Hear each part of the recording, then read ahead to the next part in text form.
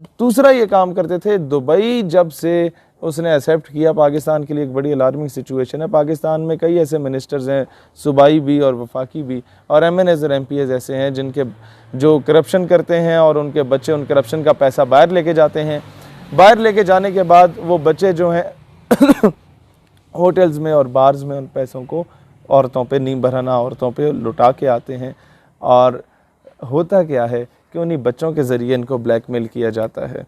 और फिर दूसरी बात क्या है कि इजरायली फॉरेन मिनिस्टर ने यह बात की थी कि मैं तो किसी भी अरब शेख के आगे लेटने को तैयार हूँ, प्रोवाइडेड डेट वो मेरे मुल्क की सालमियत की बात हो, वो मेरे मुल्क के फेवर में फ़ैसला कर दे, तो मेरे लिए क्या है कि नामर्दों के आगे 2-2 मिनट के लिए लेट जाऊँ।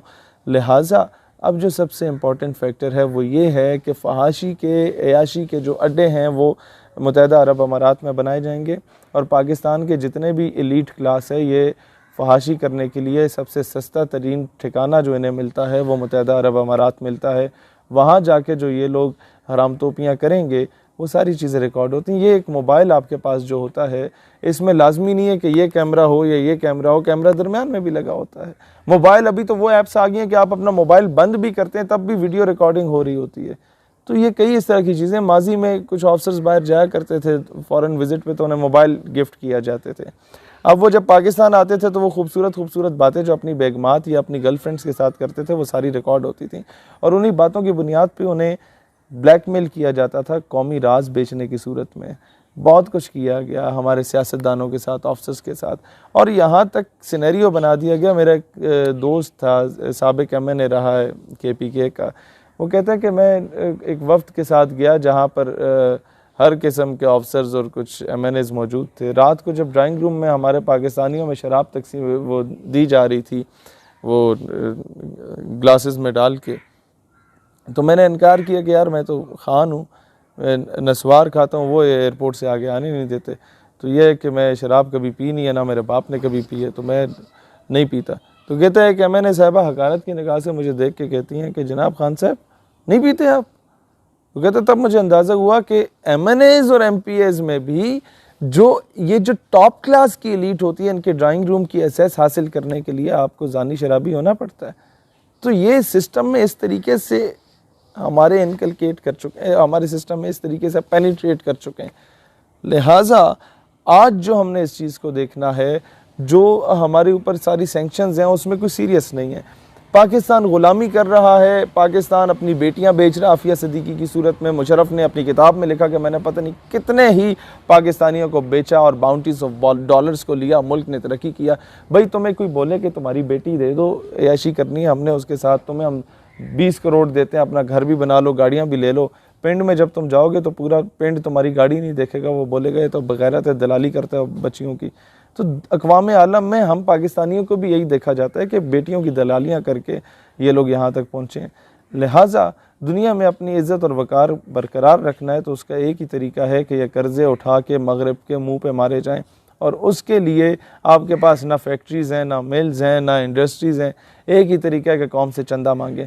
चंदा मांगने का भी एक तरीक़ाकार होता है कि कौम ने पहले भी एक बार था कर्ज़ मुकाओ मुल्क बचाओ कैंपेन थी, उसमें सब कौम ने अपने जेवर बेचे, प्लाट बेचे और सरकारी धारे में जमा कराए, और वो वज़ीर आज़म से लेकर नीचे क्लर्क तक सब ने खाए।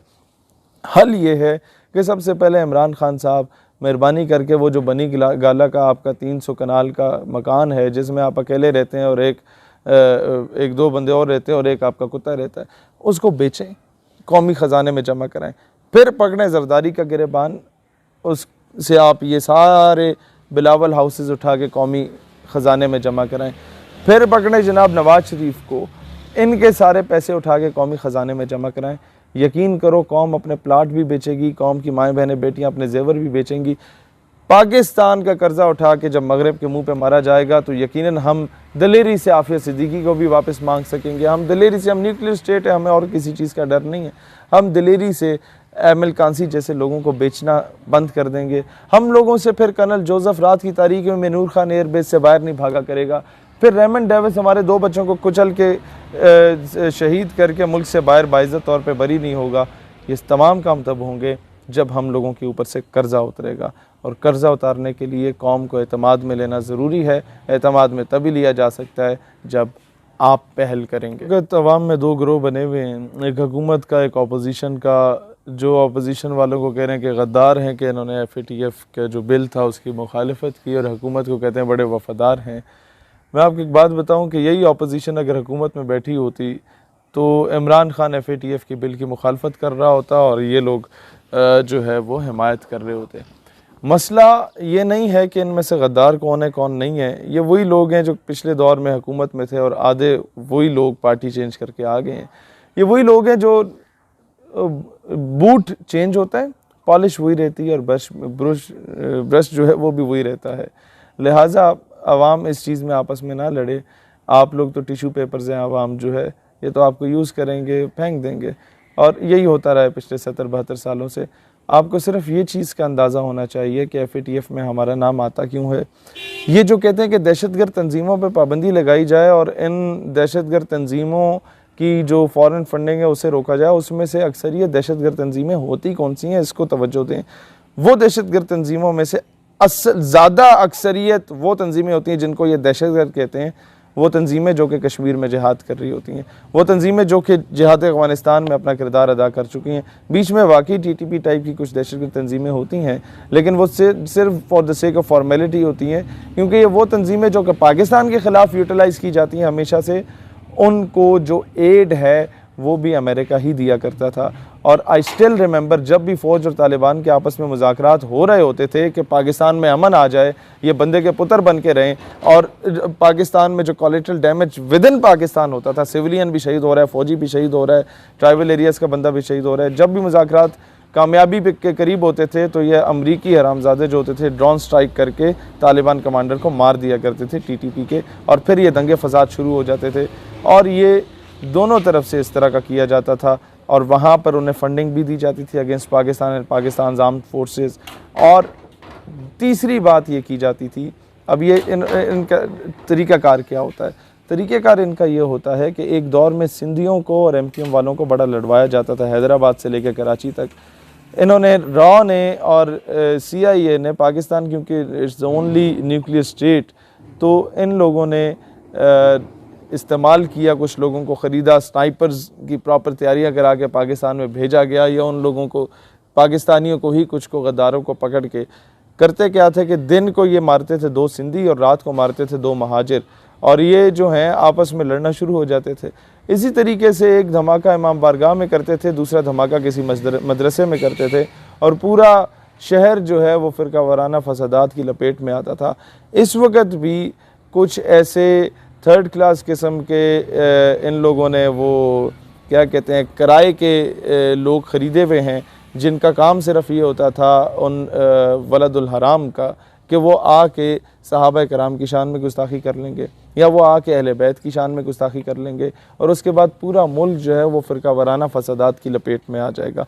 जब उसकी लपेट में आ जाएगा तो अल्टीमेटली दुनिया को दिखाया जाएगा कि जनाब पाकिस्तान तो सिक्योर नहीं है और अनसेफ है, इंटरनेशनल जो आपका फाइनेंशियर है वो पाकिस्तान का रुख ना करे। दूसरा काम क्या किया जाता था कि ज़ाहिर है ये आपकी फूफी के बच्चे तो हैं नहीं, ये तो आपके दुश्मन हैं, इन्होंने तो आपको डिस्टेबलाइज़ करना है, ये आपको कर्जा देंगे, कर्जा दे के आपको ब्लैकमेल करेंगे।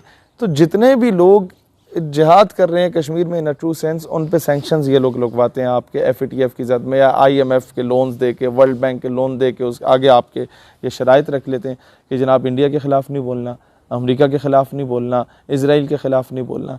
फिर क्या होता है कि अब जो 2023 में तुर्की में खिलाफत का दौर दोबारा एक नवीद सुनाई जा रही है कि शुरू हो सकता है, उसके बाद राह हमवार की जा सकती है, उससे पहले इन्होंने हर मुल्क से इज़राइल को एक्सेप्ट करवाने का मुतालबा करना शुरू कर दिया है। अब वो मुतालबे किस तरह होते हैं, इन लोगों के बड़े बड़ों के शेख और ये जो होते हैं इन लोगों के हाकिम में वक्त, वो होते तो औरत और शराब के पुजारी हैं। इज़राइली लड़कियों के आगे ये लोग ज़ेर हुए हुए होते हैं और वो वीडियोस रिकॉर्ड होती हैं, इन लोगों को ब्लैकमेल किया जाता है, नंबर 1। नंबर 2, इन्हें धमकी दी जाती है कि जिस तरीके से तुम्हारे चाचे मामे ताए को कत्ल करके हमने तुम्हें हाकिम में वक्त बना दिया, अब तुम हमारे इंटरेस्ट की बात करो, नहीं तो तुम्हें कत्ल करके किसी और को बना देंगे, हमारे लिए कौन सा मुश्किल है।